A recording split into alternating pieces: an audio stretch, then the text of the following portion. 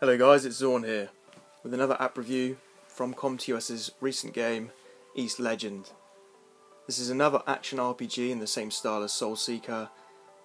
It's familiar of games like Kritika and other action RPGs.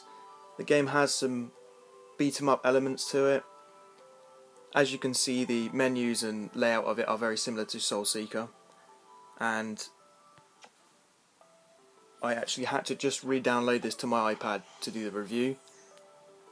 It took me a little while to get through the tutorial as they didn't have a proper skip function, which I would like to see added. But at least once you finish the tutorial, you can choose to keep the data from your old game or the new one by signing in with your Hive ID. So what separates this from other action RPGs is the fact that it's got the summoning element to it, just like Soul Seeker and Summoner's War. They've kept the same formula, which is good. A lot of people would probably disagree with that, but I think it's a good thing. It's a good game mechanic and it works. As you can see, the mailbox, chat function, and the item equip inventory slots for the last game, Soul Seeker, are all still here, which is really good. The character designs are really cool. I'll just quickly go through a selection of those now. So we'll load up the hero book. So these are some of the 6-star heroes that you can get in this game.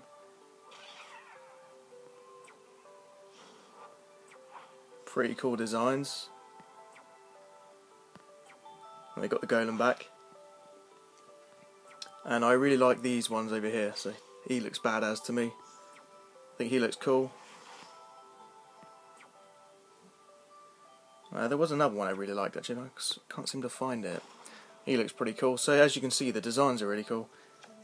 One thing that separates this game from Soul Seeker is that the monsters you summon will actually fight with you constantly. So when you've summoned them and they're in your inventory, they'll stay by your side fighting. That was my day.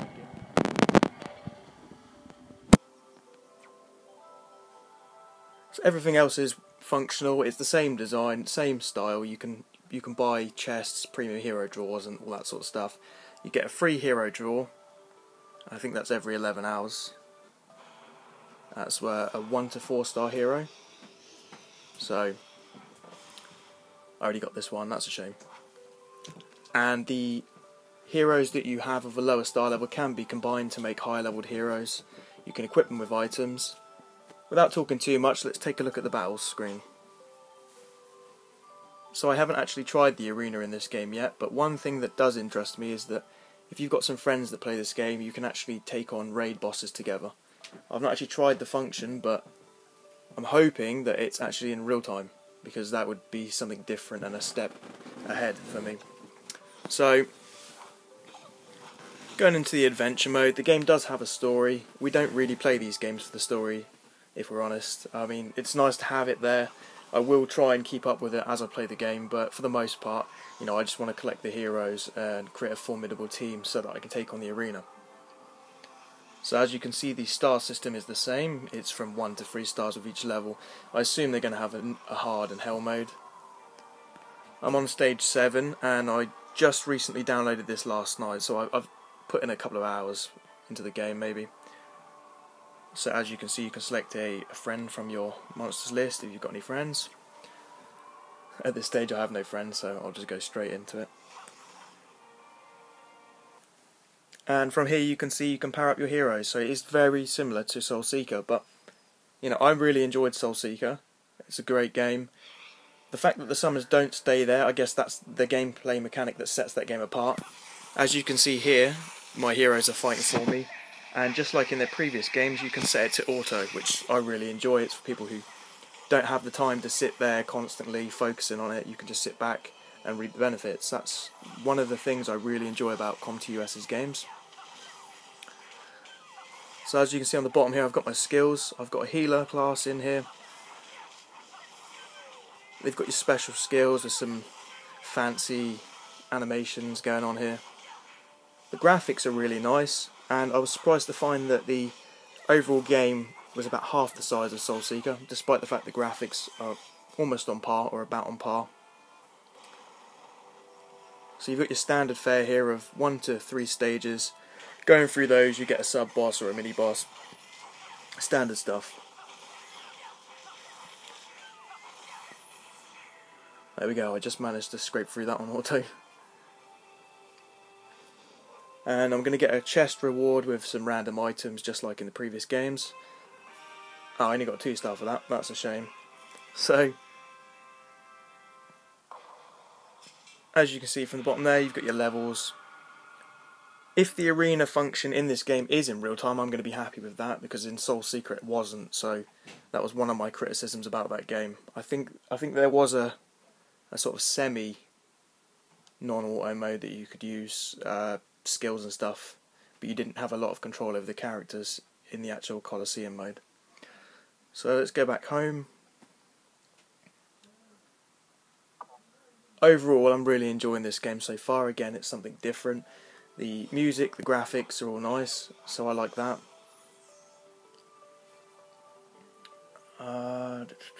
What should we go to next? Let's take a look at the heroes. So I've got some of these lower tier monsters here. I'm going to be fusing those later on into the higher tier ones. Basically the same way I did in the last game, Soul Seeker. And I presume you can fuse them all the way up to 6 star by doing this. But until I get to grips with the game more, then I'm not going to be able to say.